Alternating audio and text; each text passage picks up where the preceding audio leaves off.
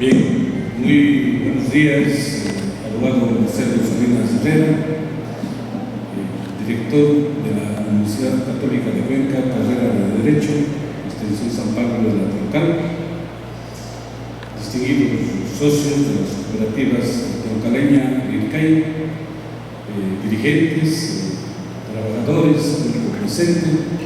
Realmente una gran satisfacción como vinculación con la colectividad, compartir con dos cooperativas amigas que prácticamente han tejido historia positiva en nuestro cantón La Troncal, porque son parte del progreso y desarrollo de nuestro cantón y se han insertado positiva y dignamente en el aparato productivo de nuestro país. Bien, para mí un gusto tratar un tema que es absolutamente que nos atañe a todos y tiene que ver con el derecho a la libertad, el derecho supremo del ser humano, denominado también como un valor supremo como es el derecho a la libertad integral. Me trataré de centrar básicamente en la libertad personal y los derechos y las facultades que tiene la persona que pueda ser privada de la libertad. Sin embargo, de lo cual nos puesto en el cuadro para una reflexión que la libertad permite al hombre alcanzar su máxima grandeza, pero también su mayor degradación. Es quizás su don más valioso porque empapa y define todo su cuadro. El hombre es libre desde lo más profundo de su ser. Por eso los hombres modernos han identificado el ejercicio de la libertad con la que podemos ni queremos renunciar. No se concibe y se puede ser verdaderamente humano sin ser libre de verdad. Bien, de aquí nos ubicamos en el libre albedrío que tenemos todas las personas. Todas las personas tenemos la facultad de libre albedrío, tiene de arbitrio, es la facultad de escoger el camino del bien o del mal. Básicamente eso es nuestra facultad. Y por eso es que la libertad nos engrandece hasta la máxima expresión o también nos puede degradar si es que utilizamos equivocadamente el libre albedrío. Aristóteles define muy escuetamente la libertad es la acción reflexiva de la vida, o sea, actuar de la mejor manera. Y en definitiva, o sea, en forma concreta, mi libertad es hacer todo aquello que yo quiero. Es la facultad que tenemos para hacer lo que queramos, pero siempre y cuando no esté prohibido por la ley. Eso es fundamental. Todo lo que la ley no prohíbe se entiende que está permitido. O sea, yo puedo hacer absolutamente lo que yo quiera, pero siempre y cuando la ley no me lo prohíbe. Básicamente esa premisa. La Declaración de los Derechos del Hombre y del Ciudadano, que es un instrumento de carácter internacional que se dio precisamente en agosto de 1789, cuando hubo la Revolución Francesa, crearon una Carta Constitutiva, ¿no?, en la que ya se habla de libertad, se habla de igualdad, se habla de dignidad humana, se prohíbe la esclavitud. Igual, la Declaración Universal de los Derechos Humanos en 1948 también nos habla que nacemos libres, que se prohíbe la esclavitud y dan ciertas restricciones para el apresamiento o para la privación de la libertad. En idéntica forma, la Convención Americana de Derechos Humanos son instrumentos de carácter internacional que son parte del ordenamiento jurídico de nuestro país que garantizan plena y ampliamente la libertad. Nosotros tenemos nuestra Constitución Constitución de 2008, que nos garantiza la libertad de culto, por ejemplo, la libertad de opinión, la libertad de contratación, la libertad de trabajar, la libertad de escoger nuestra residencia, y así una serie de libertades, y obviamente la libertad personal. El artículo 66.29 de nuestra Constitución de la República dice, venga la verdad,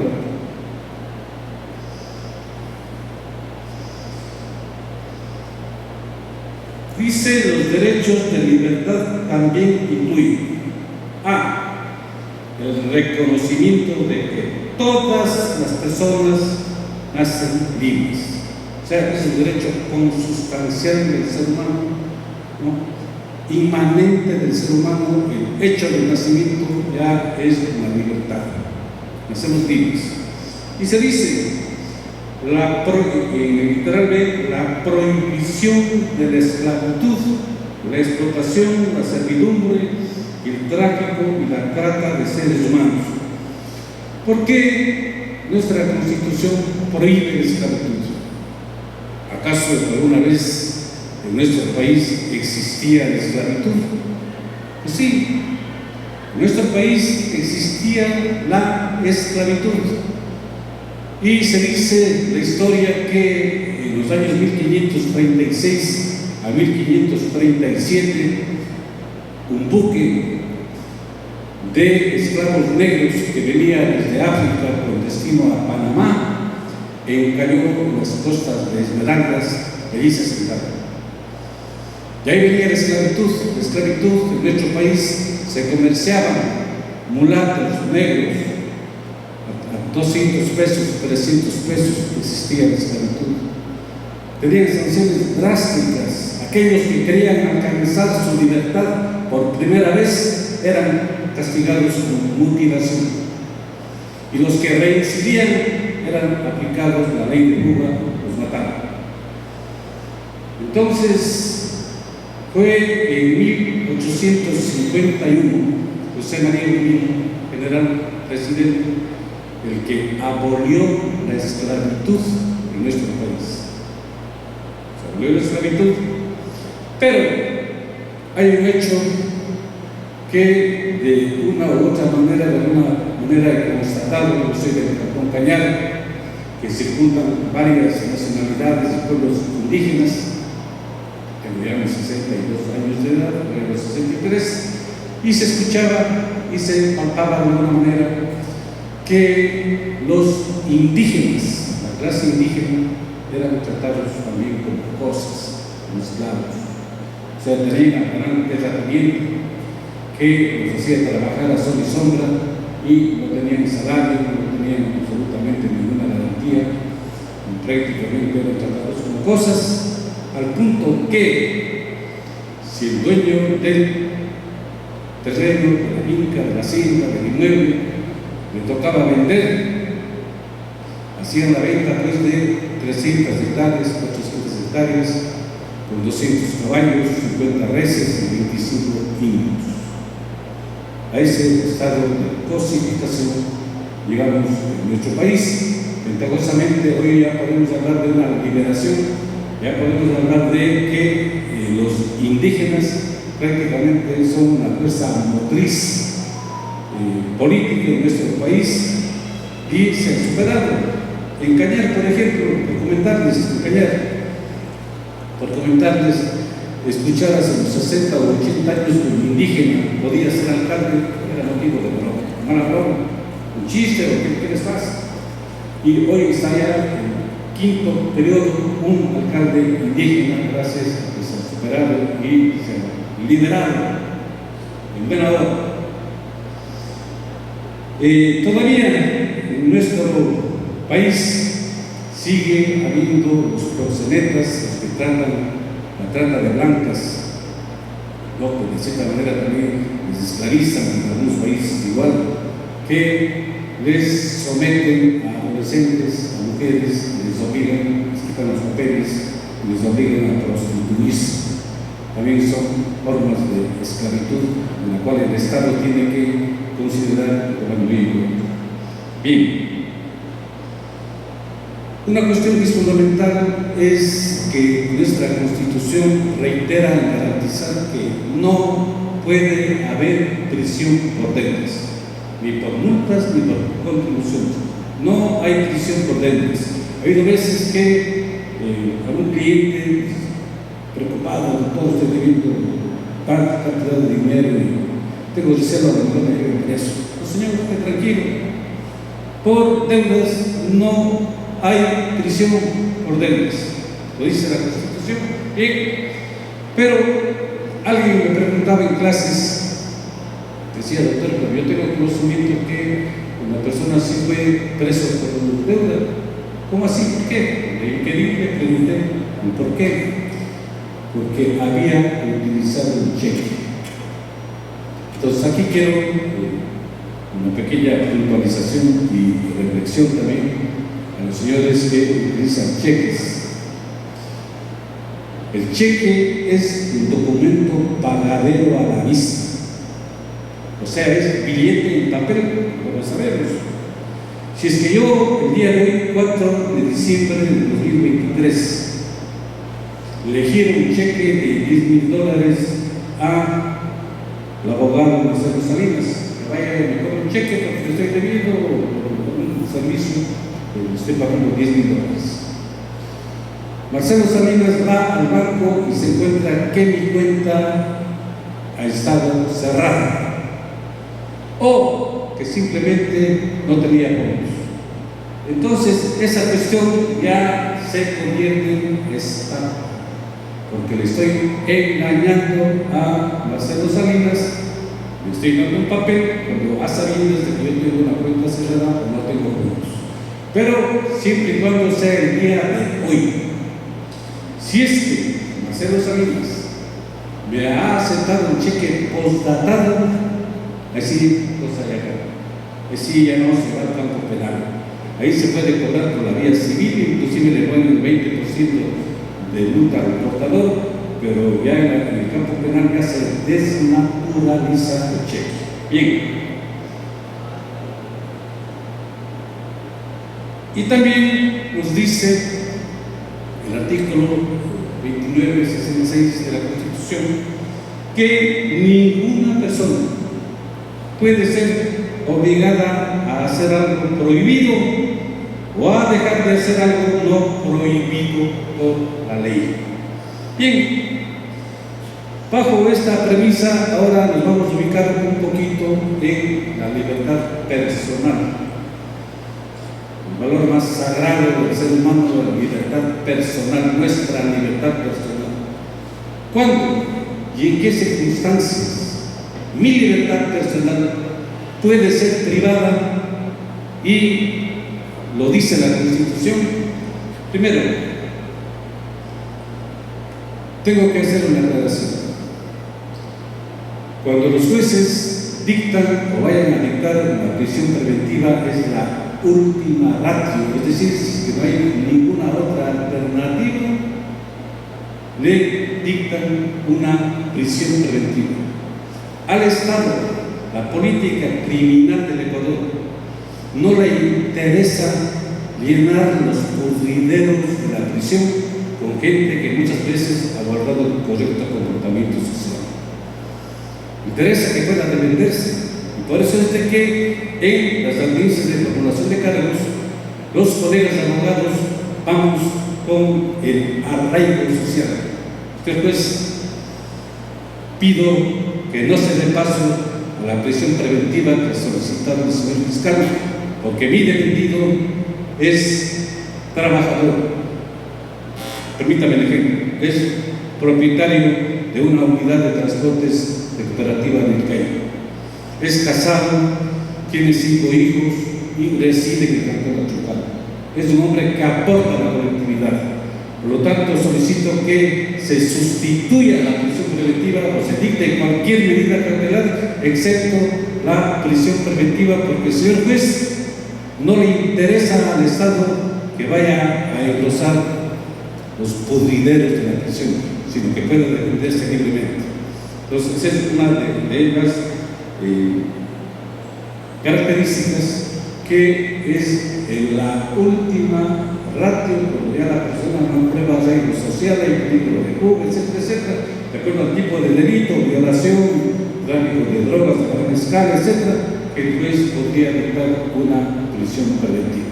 Bien, pero cuando mi libertad puede ser privada, la Constitución dice solamente en por dos ocasiones. Uno, con orden del juez competente, o sea, orden escrita, motivada de un juez competente. No venga a querer privar de la libertad un juez que no es de la competencia, entonces estaríamos hablando de una violación al debido proceso. Entonces, orden de juez competente. Y dos, cuando se encuentra el delito flagrante.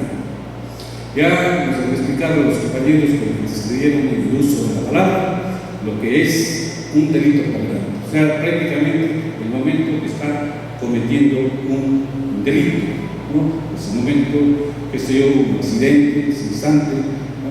Pero la prisión el delito flagrante, si es que la policía emprende una fuga o una persecución, quiero decir, el que se fuga y a las 48 horas logra detenerlo, constituye flagrancia. Caso contrario, si no hay la continuidad en la persecución que haga la policía, pues ya no estamos hablando de flagrancia, ya no es delito flagrante. Bien, entonces solamente en estas y por estas dos circunstancias se puede privar de la libertad, y en todo caso la persona que sea privada de la libertad no puede estar más de 24 horas sin forma de recurso. Puede haber cometido el delito que pueda.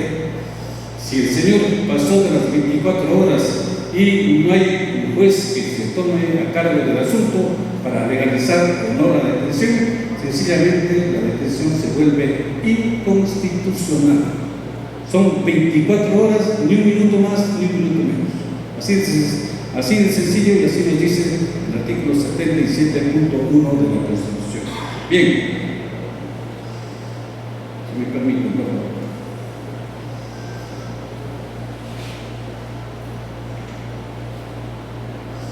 Pero la persona privada de la libertad tiene derecho a lo siguiente.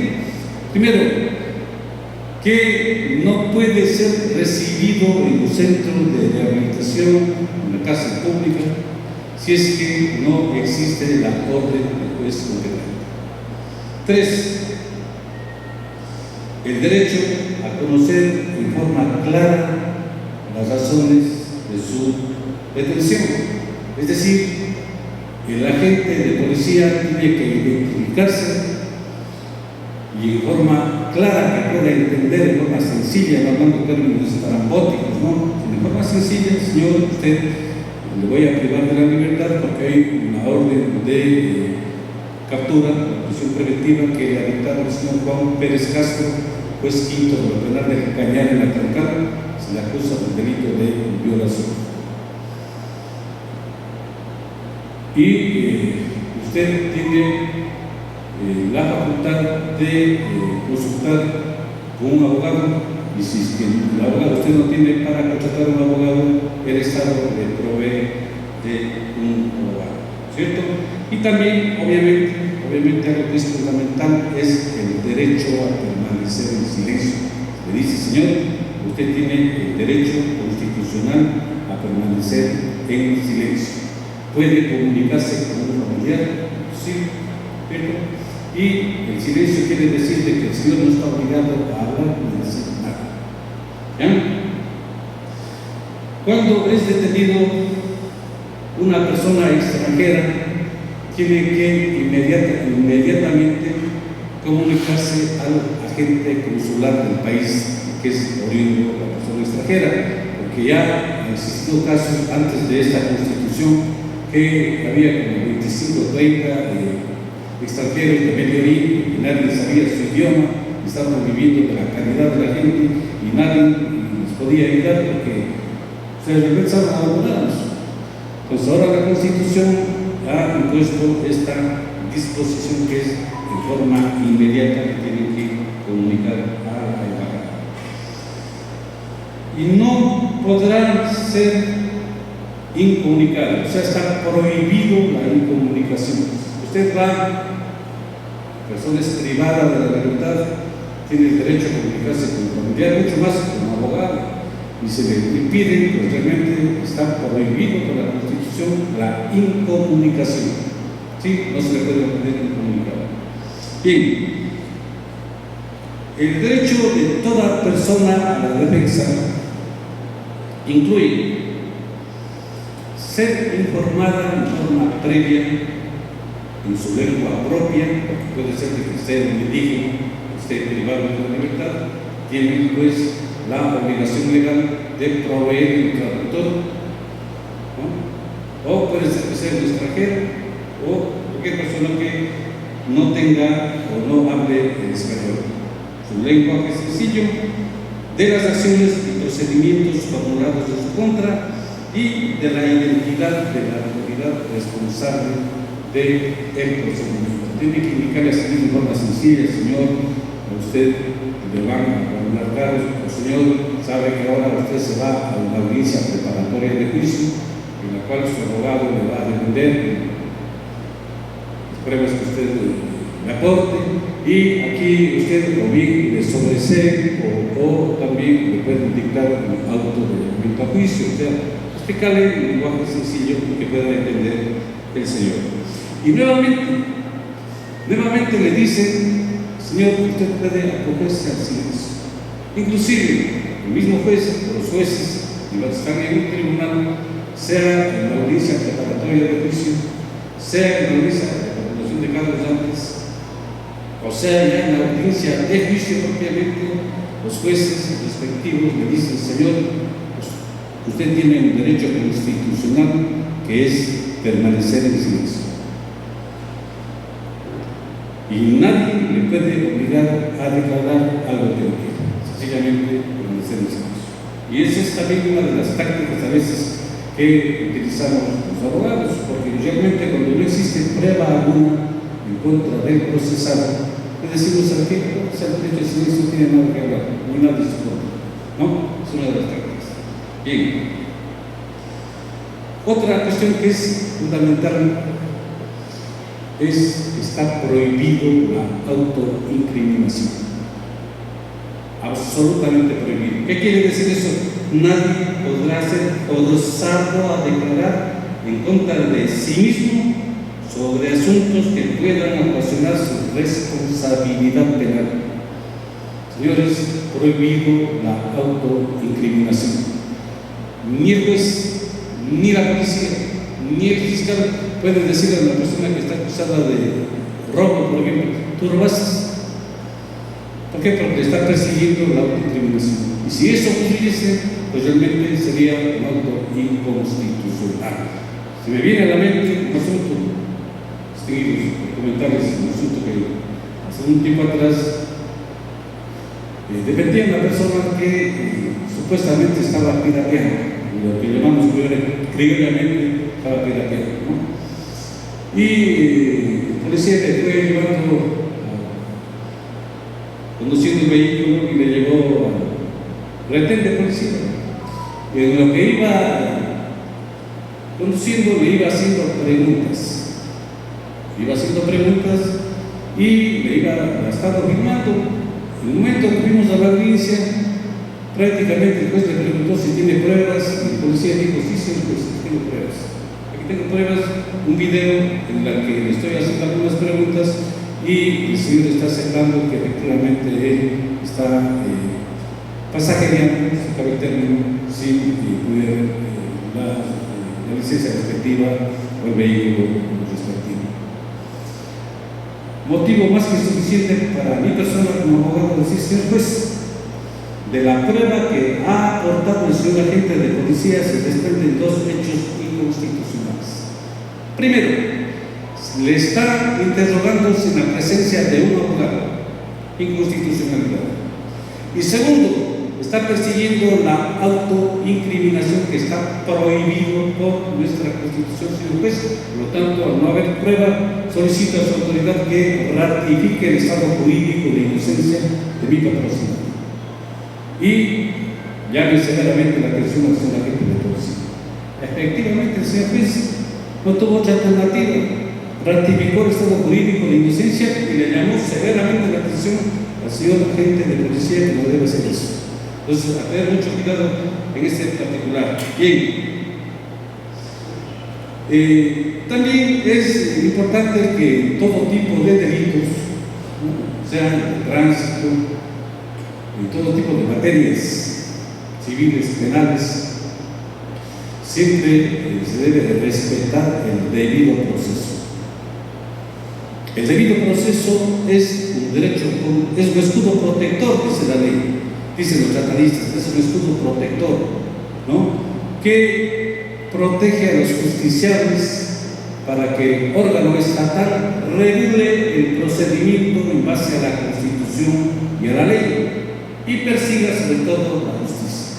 O sea, para todo tiene que haber un debido procedimiento.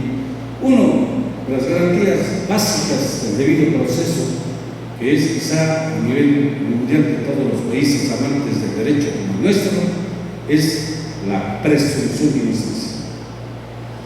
Toda persona es inocente mientras no sea declarada su culpabilidad mediante sentencia o resolución ejecutorial. Y así debe ser tratado siempre. Por eso hemos visto que hay algunas personas que, estando privadas de la libertad, han ejercido su derecho al sufragio, por ejemplo, a votar. ¿Por qué? Porque sus derechos políticos no se han extinguido, porque todavía no han recibido sentencia, no están con sentencia ejecutoriada y todavía mantienen ese estado de presunción de inocencia. A pesar de que hay algunos autores con los cuales yo concuerdo, no es que hay presunción de inocencia, sino que hay un estado jurídico de inocencia, o sea, es inocente.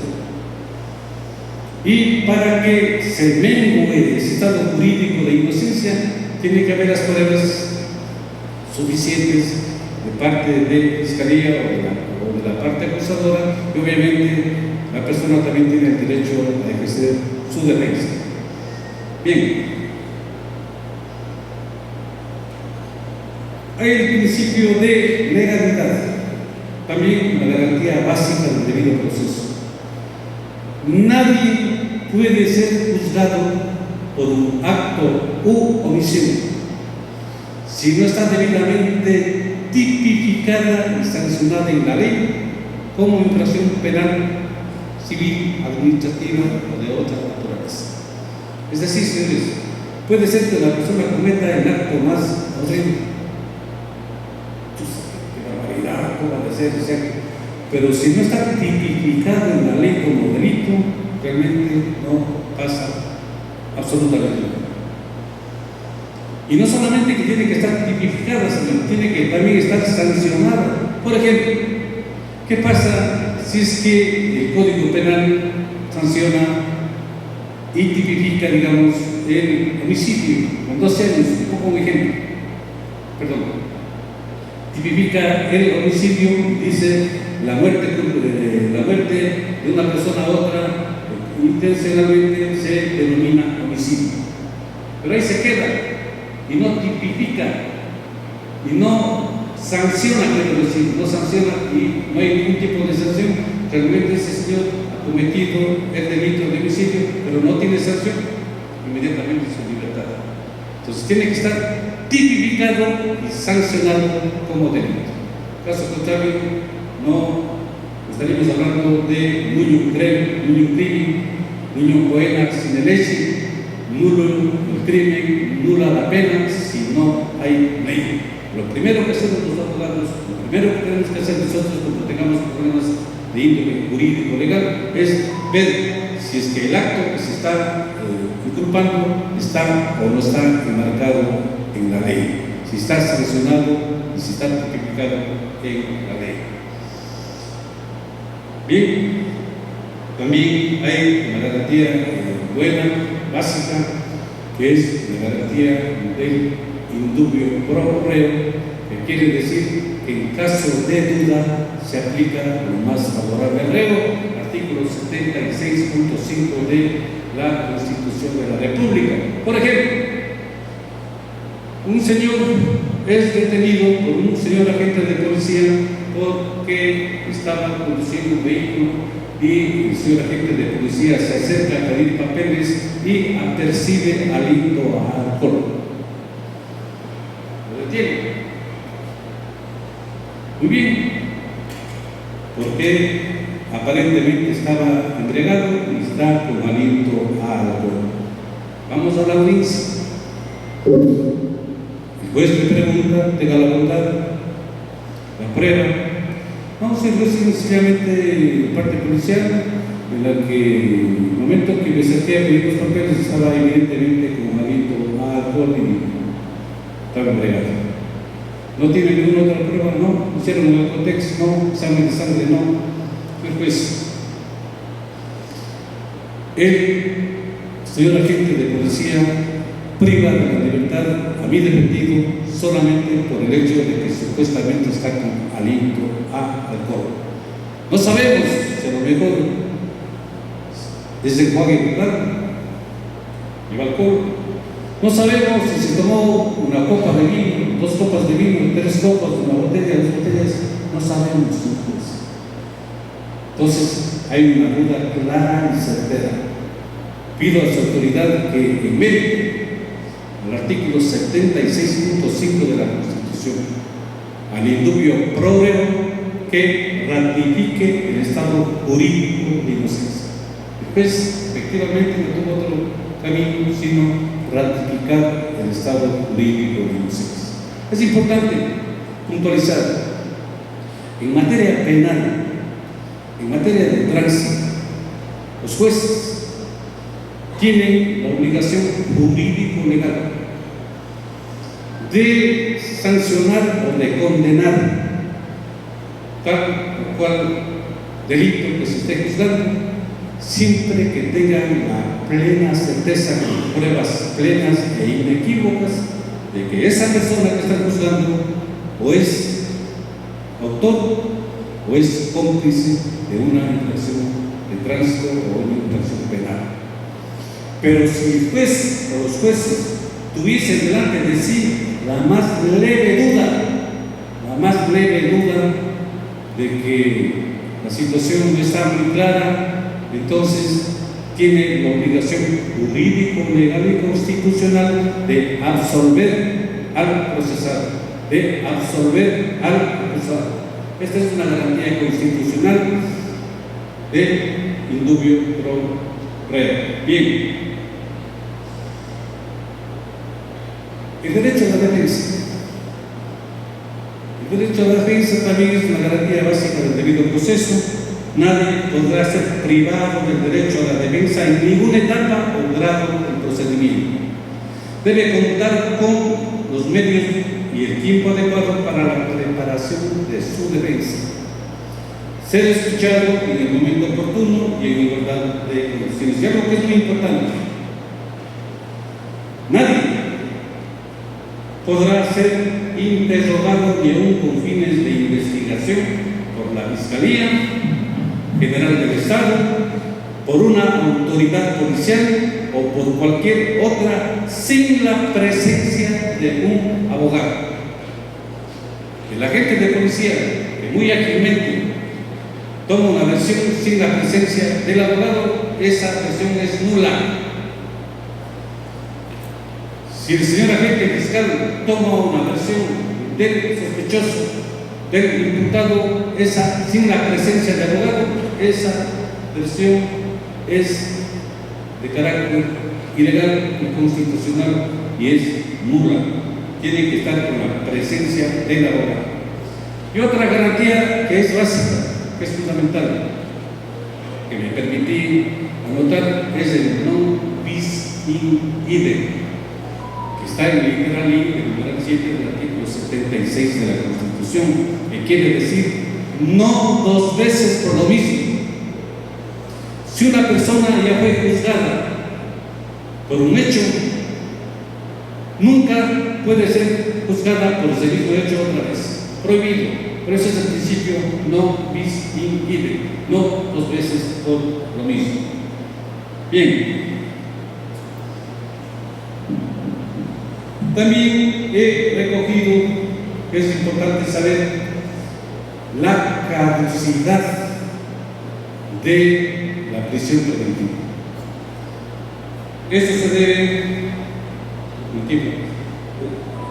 Esto se debe a que antes de esta Constitución de 2008, en la época de Rafael Correa, que lo nombro no por asuntos políticos, lo nombro porque fue una época de que se determinó que había muchos presos, muchos privados de la libertad, 4, 6, 8 años, que no tenían sentencia.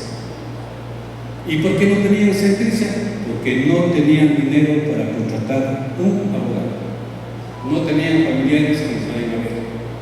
Y aún siendo quizá inocentes, estaban purgando una pena de forma infame y cruel, si cabe el término. ¿Qué se hizo? Se crearon y se contrataron los defensores públicos, abogados que precisamente les paga el Estado para que defiendan a las personas que no tienen fondos económicos para contratar a un abogado particular. ¿Cierto? Eso por un lado. Y por otro lado, en la Constitución se dijo, para los jueces también, porque los jueces también se demoraron 2, 3, 4 años para dictar una sentencia. La prisión preventiva en delitos menores hasta 5 años, es esa zona de prisión preventiva, dice la Constitución, no puede durar sin sentencia más de 6 meses la prisión preventiva. Y en delitos de reclusión mayor, delitos graves, llámese tráfico de drogas, de gran escala, asesinato, violación, la prisión preventiva no puede excederse de 1 año sin sentencia. Si se excede de 1 año sin sentencia, sencillamente caduca la prisión preventiva y tiene que inmediatamente obtener su libertad, como así muchos han obtenido. Es más, hay una sentencia de la Corte Constitucional que inclusive dice así: hayan recibido sentencia. Conocimos de un caso de una persona que le sentenciaron a los 15 meses de haber tenido la prisión preventiva y presentó una acción de habeas corpus y el juez le concedió habeas corpus. ¿Por qué? Porque la dictaron sentencia cuando estaba caduca la prisión preventiva y bajo la responsabilidad del juez. Bien, estas son básicamente algunas garantías básicas que he escogido para puntualizar en esta importante jornada de capacitación. Pero ustedes dirán: bien, ¿qué pasa? ¿Qué pasa si es que los agentes de policía, qué pasa si la fuerza pública vulnera sus derechos constitucionales? ¿Qué puede hacer esa persona que está privada de la libertad de forma ilegítima, ilegal, arbitraria, inconstitucional? ¿Qué puede hacer esa persona? Obviamente que los derechos constitucionales fueran huecos, no servirían absolutamente para nada si no tuvieran las garantías en caso de que haya violación a esos derechos. ¿Qué tiene que hacer la persona que se creyere que está privada de la libertad en forma ilegal, en forma ilegítima o arbitraria? Señores, puede plantear una acción de habeas corpus, artículo 89 de la Constitución de la República, en armonía con los artículos 46 y siguientes de la Ley Orgánica de Garantías Constitucionales y Control Constitucional. Es un trámite sencillo que no precisamente puede plantear la persona que está privada de la libertad, puede plantear cualquier persona, cualquier amigo, cualquier abogado, cualquier persona puede plantear la acción de habeas corpus. ¿Y para qué? ¿Para qué? No solamente que porque la privación de la libertad es ilegítima, arbitraria o ilegal, sino también para proteger el derecho a la vida y a la integridad física. Ese es un aporte que se dio en la Constitución de 2008. También para proteger la vida. Puede ser que una persona esté realmente enferma, privada de la libertad, o de pronto dieron los días carcelarios, que se metieron una tremenda pista de romper el brazo, a mandíbula, que sea.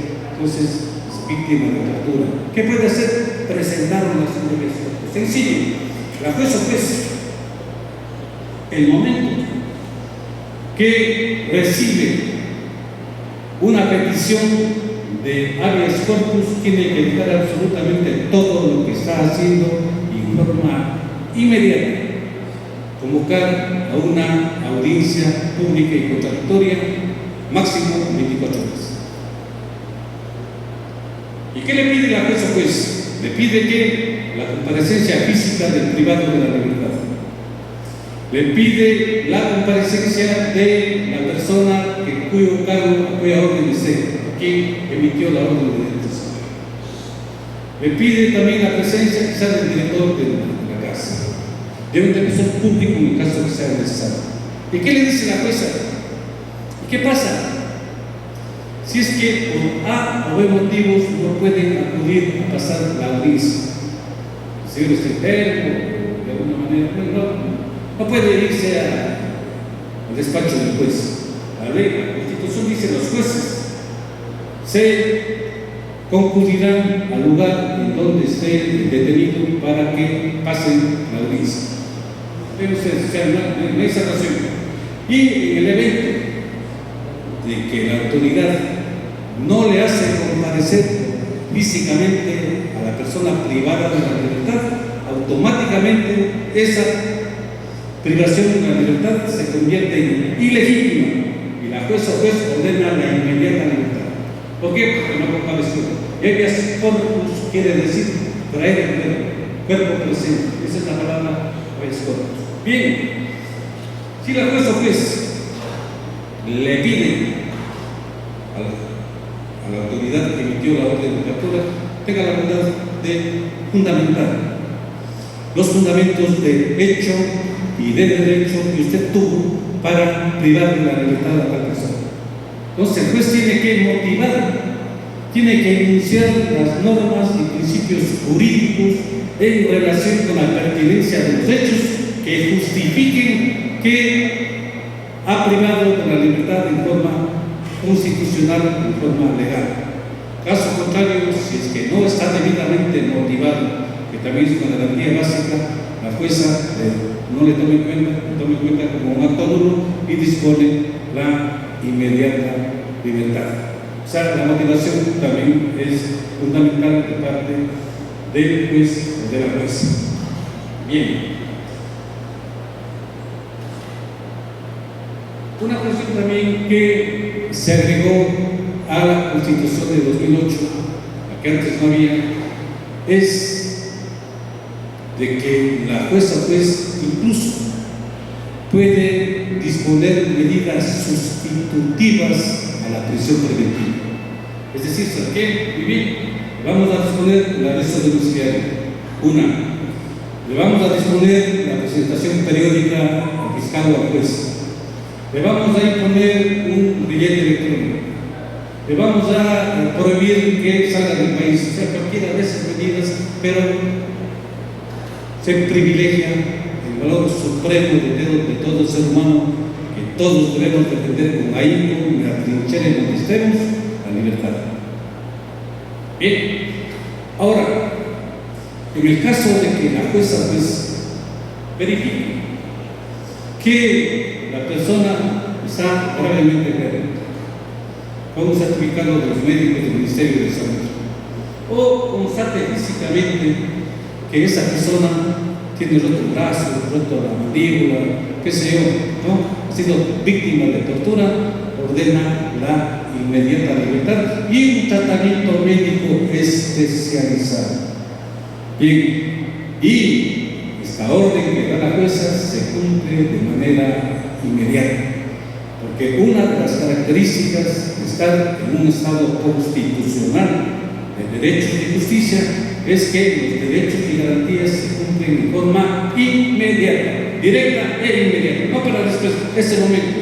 Y por eso es que una acción de habeas corpus no le dura más de 3 días, máximo 48 horas, diciendo alargando de 3 días. Pero la jueza en 24 horas ya le dicta sentencia. O sea, mejor dicho, una persona vea lo que pasó con Jaime Iván Camírez, ejemplo patético conocimos a nivel nacional. Al señor lo detuvieron, al señor lo esposaron, lo maltrataron, de cierta manera lo torturaron. ¿Y el señor qué hizo? Presentó una acción de habeas corpus y fue dispuesto a su libertad en forma inmediata. Entonces, importante este particular. Ahora, para culminar, indicarles de cuando se ha dictado la prisión preventiva de un proceso penal, la competencia para presentar una acción de habeas corpus es ante el presidente de la Corte Provincial de Justicia del lugar en donde se encuentra. Ahí se tratará con una de las salas, que es aquí en la local, sería pues, el presidente de la Corte Provincial de Justicia de Cañar, para que ahí sorteen a una de las salas multicompetentes del Cañar. Pero son otros casos, por ejemplo, pueden ser contravenciones. Puede ser que vicios de alimentos, por ejemplo, una vez tuvimos un caso de que a un señor le giran boleta de captura por vicio de alimentos, estaba debiendo $2.500, un día jueves. El señor el día jueves por la tarde va y se consigue el dinero, la familia se consigue el dinero y paga los $2.500. Perfecto. Así pedía a primera hora la familia cuando le cuesta que se le otorgue la libertad, obvio, ¿cierto? Pero ¿qué pasa? Que el señor juez ese mismo día ha solicitado licencia porque estaba en una capacitación o algo. O sea, no había juez titular para que le otorgue la libertad. Casos como esos puede presentarse inmediatamente en la acción de habeas corpus para que obtenga la libertad, porque nadie, repito, podemos ser privados de forma ilegítima, inconstitucional, arbitraria o ilegal, un segundo de este valor supremo que es la libertad. Hasta aquí mi intervención, queridos amigos, compañeros, señores socios, interés, una pregunta a la orden.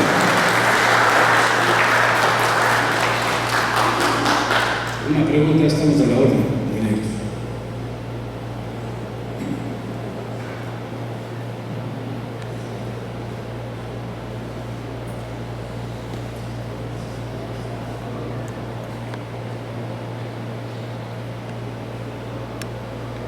¿Quién más absoluta confianza? Señora, diga más, pregúntale más. Señor, pregunte con confianza, una dudita que se les queda una pregunta. Con todo gusto podemos aclarar, tal vez el calle, una pregunta. ¿Sí?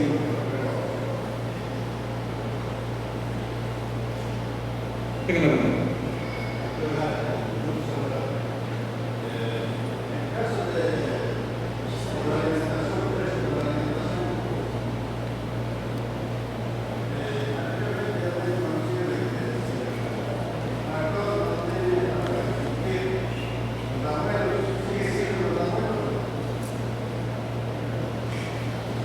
Bien, gracias por la pregunta. Ya para la privación de la libertad ya se hizo una reforma muy justa y los abuelos no. Los abuelos no pueden ser privados de la libertad, a no ser pueden dictarse medidas de cautelar, la provisión de la casa, el vehículo, una cuestión, pero la libertad no pueden ser privados de la libertad. Que antes alcanzaban con los abuelos, iban presos, ahora no.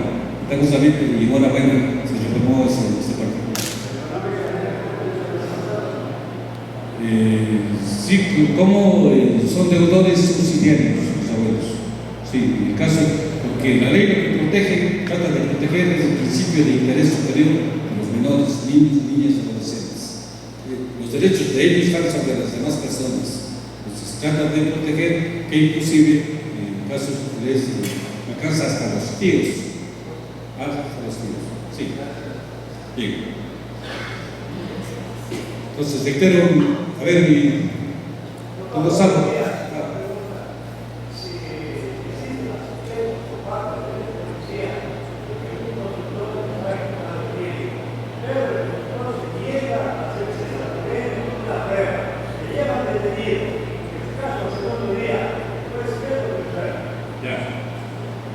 Hay casos en que la ley guía, Miguito, nos puede dar la razón, pero también es discutible el asunto. Bien.